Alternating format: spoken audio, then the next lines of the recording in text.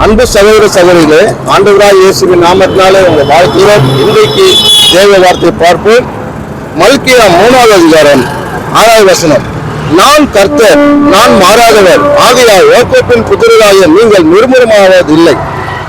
அப்படியாக அன்பு சகோதரனே, அன்பு சகோதரரே, ஆண்டவர் உன்னை பாதுகாப்புன்னு சொன்னவர், உன் குடும்பத்தை பாதுகாப்புன்னு சொன்னவர், உன் குடும்பத்தை வழிநடத்துன்னு சொன்னவர். அவர் மாறாத தேவன்.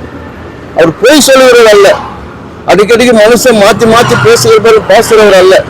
இன்னைக்கு ஒன்று சொல்லுவான், நாளைக்கு ஒன்று சொல்லுவான், நான் எங்க சொன்னேன்னு சொல்லுவான். ஆனா இவரோ நான் மாறாதவர், யாக்கோபின் புத்திரராக நீங்க நிர்மூலமாவதில்லை. நீங்க நிர்மூலம் ஆவதே கிடையாது. நீங்க எந்த சூழ்நிலையில் இருந்தாலும் சரி, எந்த காரியத்திலும் நிர்மூலமாக. ஏன்னா நான் உன்னோடு கூட இருக்கிறேன், நான் உன்னோட கூட இருக்கிறேன். நீ பயப்படாத, போதும் நீ பயந்தது, நான் உன்னோட கூட இருக்கிறேன். ஏன்னா ஆண்டவர் சொல்லுகிற நீ நிர்மூலமாவதில்லை.